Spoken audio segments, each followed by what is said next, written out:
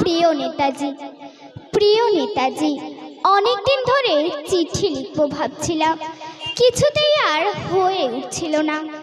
আজ কোনো একটা ঘটনার নিরিখে তোমাকে চিঠি লিখতে বসলাম। ছেলেবেলায় আমাদের দোতলা ড্রয়িং রুমে তোমার ছবি, জন্মদিনে পেতাম বই, সেখানেও তুমি। বাবার গল্পে তোমারই বীরত্ব, দেখতে দেখতে, শুনতে শুনতে ক্রমে আমিও তোমার ভক্ত। বাবা বলতেন ইন্ডিয়ায় আর একজন নেতাজির দরকার ছিল। মা গাইতেন বীর সুভাষের মহান দেশ। দাদু বলতেন ছেলেটাকে ওরা শেষ করে দিল। ঠাম্মার চোখে তখন আঁচলের খুঁট। এসবের মধ্যে বড় হওয়া আমিও কেমন একটা ঘোরের মধ্যে থাকতাম। ভাবতাম পারতে, তুমি সব পারতে। যদি আর একবার একবার আমাদের মধ্যে তোমাকে পেতাম।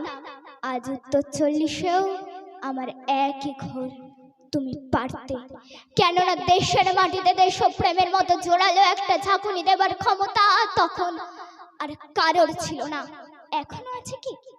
তোমার হারিয়ে যাবার পর দেশে কত কমিশন বসেছে, ভারতের পূর্ব পশ্চিম উত্তর দক্ষিণে।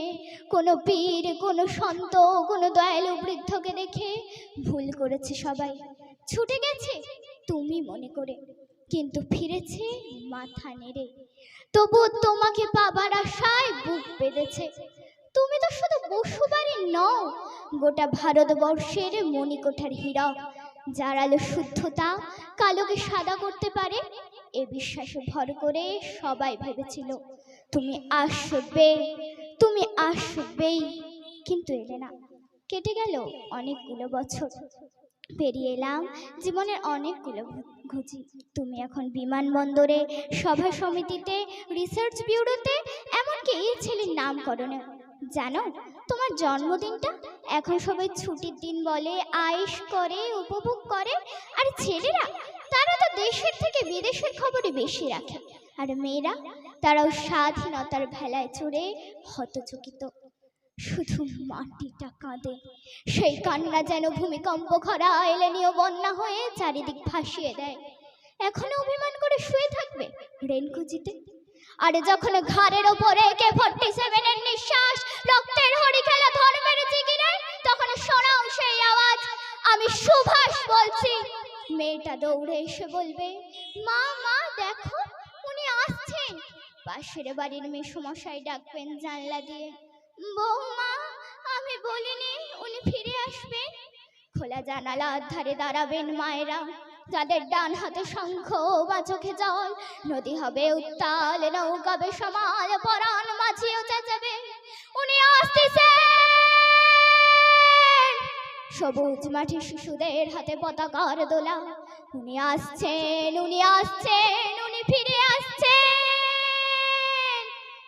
তোমার হারিয়ে যাওয়া জন্মদিনের ভেতর থেকে উঠে আসুক আর একটা দেশে। আজ স্বাধীনতার ঠিক আগের মুহূর্তে দাঁড়িয়ে তোমাকে আমার এই চিঠি, প্রণাম নিও। ভালো থেকো নেতাজি, ভালো থেকো। নমস্কার। অসাধারণ, গায়ে শিহরণ জাগানো কবিতা।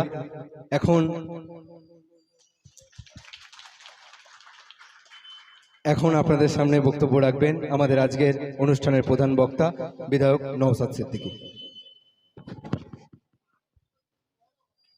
ভাই রাস্তার দিকটা একটু ছেড়ে রাখবেন।